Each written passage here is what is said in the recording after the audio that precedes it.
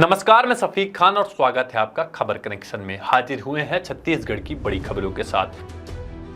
छत्तीसगढ़ में एक बार फिर बारिश का दौर शुरू हो गया है। रायपुर और रायगढ़ में तेज बारिश हो रही है। इससे पहले मौसम विभाग ने आज बस्तर संभाग के 5 जिलों में येलो अलर्ट जारी किया है। बस्तर, दंतेवाड़ा, सुकमा, बीजापुर और नारायणपुर में भारी बारिश हो सकती है। अगले 3 दिनों तक ये दौर जारी रह सकता है। प्रदेश में अब तक 980.2 मिलीमीटर वर्षा हो चुकी है, जो औसत से सिर्फ 1% ज्यादा है। 3 जिलों में सामान्य से अधिक और 5 जिलों में कम बारिश हुई। बाकी जिलों में सामान्य बारिश हुई है।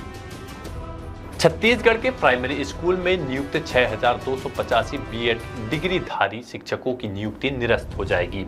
सुप्रीम कोर्ट ने नियुक्ति निरस्त करने के लिए हाई कोर्ट के फैसले को सही ठहराया और कहा कि प्राइमरी स्कूल में भर्ती के ये हकदार नहीं हैं। साल 2023 में राज्य सरकार ने सुप्रीम कोर्ट के आदेश को दरकिनार करते हुए प्राइमरी स्कूलों में बीएड डिग्रीधारी शिक्षकों की नियुक्ति की थी, जबकि सुप्रीम कोर्ट ने अपने फैसले में साफ कहा था कि 11 अगस्त के फैसले के बाद बीएड डिग्रीधारियों को प्राइमरी स्कूल में पद पर अपॉइंट नहीं किया जा सकता। इसके बाद भी देश में केवल छत्तीसगढ़ इकलौता राज्य है जहां बीएड डिग्री धारकों को सहायक शिक्षक पद पर नियुक्त किया गया। मुख्यमंत्री विष्णुदेव साय ने कहा कि छत्तीसगढ़ के लिए 8,46,931 पीएम आवास की स्वीकृति केंद्र सरकार ने दे दी है। इससे लाखों गरीब परिवारों को उनके सिर पर छत का सपना साकार होगा। प्रदेशवासियों के लिए खुशी का दिन है। सीएम साय बुधवार को मीडिया से बात कर रहे थे। सीएम हाउस में साय ने कहा, कांग्रेस सरकार ने इसे 5 सालों में ठंडे बस्ते में डाल दिया था। इसे रोक कर रखा था, जिसके चलते 18 लाख से अधिक परिवार पीएम आवास योजना से वंचित रहे थे। उन्होंने कहा, योजना में मोदी का नाम था, उनको इसका श्रेय ना मिले, इसलिए गरीबों का हक छीना गया था। छत्तीसगढ़ के बिलासपुर में स्वाइन फ्लू का कहर जारी है। बुधवार को फिर एक मरीज ने इलाज के दौरान दम तोड़ दिया है। वहीं 6 नए मरीजों की पहचान की गई है। बीते 1 महीने से लगातार मरीज मिल रहे हैं। अब तक 6 लोगों की मौत हो चुकी है। जिले में स्वाइन फ्लू के 45 केस एक्टिव है। अपोलो अस्पताल में भर्ती 59 साल की पॉजिटिव बुजुर्ग की इलाज के दौरान मौत हो गई। सरकंडा के राजस्व कॉलोनी में रहने वाली 59 वर्षीय महिला को सर्दी, खांसी और बुखार की समस्या थी। लगातार कई दिनों तक वे तबियत ठीक नहीं होने पर उन्हें 2 सितंबर को अपोलो हॉस्पिटल में भर्ती कराया गया था, जहां इलाज के बाद उनकी स्थिति में सुधार नहीं हुआ था। छत्तीसगढ़ महिला कांग्रेस प्रदेश में बढ़ रहे महिला अपराधों के खिलाफ 10 सितंबर को मुख्यमंत्री निवास का घेराव करेगी। महिला कांग्रेस की प्रदेश अध्यक्ष और राज्यसभा सांसद फूलो देवी नेताम ने आरोप लगाया है कि 8 महीने में 600 से ज्यादा रेप और गैंगरेप के मामले सामने आए हैं। सांसद फूलो देवी ने कहा कि प्रदेश में कानून व्यवस्था कभी भी इतनी लचर नहीं रही जितनी अब है। इस लचर कानून व्यवस्था से महिलाएं अपने आप को सुरक्षित महसूस नहीं कर रही हैं।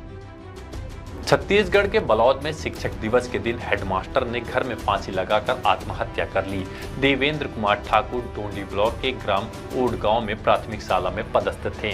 घटना के वक्त घर में कोई मौजूद नहीं था। देवेंद्र ठाकुर की पत्नी भी शिक्षा विभाग में कार्यरत है और घटना के समय वे भी स्कूल में थी। पुलिस ने मौके से सुसाइड नोट बरामद किया है। सुसाइड नोट में अपनी मौत का जिम्मेदार 4 लोगों को ठहराया है, जिसमें हरेंद्र नेताम, प्रदीप ठाकुर, मदार खान और मोहम्मद अकबर के नाम शामिल है। सुसाइड नोट में नौकरी के नाम पर लाखों रुपए की ठगी करने की बात लिखी हुई है। छत्तीसगढ़ के पूर्व डिप्टी सीएम टीएस सिंहदेव का कद बढ़ाया गया है। उन्हें 4 राज्यों का मैनिफेस्टो कोऑर्डिनेशन कमेटी का प्रभारी बनाया गया है। हरियाणा, जम्मू कश्मीर, महाराष्ट्र और झारखंड में विधानसभा चुनाव होने हैं। अब इन राज्यों में तैयार होने वाले घोषणा पत्र के लिए कोऑर्डिनेशन का काम एक्स डिप्टी सीएम करेंगे। सिंहदेव को ये जिम्मेदारी उनके पिछले अनुभव को देखते हुए दी गई, जब उन्होंने 2018 में विधानसभा चुनाव में छत्तीसगढ़ में कांग्रेस के घोषणा पत्र बनाने में महत्वपूर्ण भूमिका निभाई थी। उनके बनाए घोषणा पत्र से 15 साल सत्ता में रही भाजपा 15 सीटों में सिमट गई थी। सिंहदेव के साथ अमिताभ दुबे को भी मैनिफेस्टो कमेटी कोऑर्डिनेटर बनाया गया है। बलौदाबाजार जिले के पराली ब्लॉक में ग्राम सलोनी के शिक्षक चंद्रभुवन मंडले रिटायर होने के बाद भी स्कूल में बच्चों को पढ़ा रहे हैं। चंद्रभुवन मंडले 6 किलोमीटर दूर से आकर फ्री में पढ़ाते हैं। यहां तक कि छुट्टी के दिन भी वह बच्चों को पढ़ाने आते हैं। चंद्रभुवन मंडले कहते हैं कि एक शिक्षक कभी रिटायर नहीं होता। चंद्रभुवन मंडले 1998 में ग्राम सलोनी के प्राथमिक स्कूल में बतौर शिक्षक अपनी यात्रा शुरू की थी। उस समय दूरस्थ और अविकसित गाँवों में जाकर पढ़ना पढ़ाना कोई आसान बात नहीं था, लेकिन मंडले ने इस चुनौती को न केवल स्वीकार किया बल्कि अपने समर्पण और निष्ठा से सलोनी गांव को अपना परिवार बना लिया।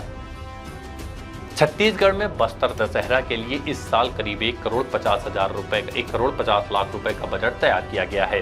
पिछले साल 1,10,00,000 रुपए के बजट में बस्तर दशहरा संपन्न हुआ था। इस साल महंगाई के चलते महज 40 लाख रुपए ज्यादा खर्च किए जाएंगे। 75 दिनों तक चलने वाले दशहरा में रथ निर्माण से लेकर निशा जत्रा, रथ परिक्रमा और मुरीमा दरबार तक की एक एक रस्म के लिए पैसे खर्च होंगे। वहीं जगदलपुर में सांसद महेश कश्यप की अध्यक्षता में हुई बस्तर दशहरा समिति की बैठक में 1.5 करोड़ के बजट का निर्णय लिया गया है।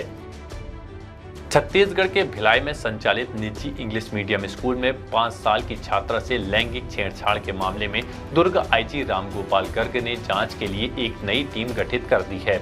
जांच टीम नए सिरे के मामले की जांच करेगी। मामला भिलाई थाना क्षेत्र का है। बताया जा रहा है कि राजनीतिक प्रोपोगेंडा और अभिभावकों के आक्रोश के बाद दुर्ग आईजी रामगोपाल गर्ग ने मामले को संज्ञान में लिया है। नए सिरे से जांच कराने के आदेश दिए हैं। जांच टीम में बेमेतरा और बलौद जिले के अधिकारियों को रखा गया है, जिसमें एएसपी और टीआई रैंक के अधिकारियों को शामिल किया गया है। बहुत बहुत धन्यवाद।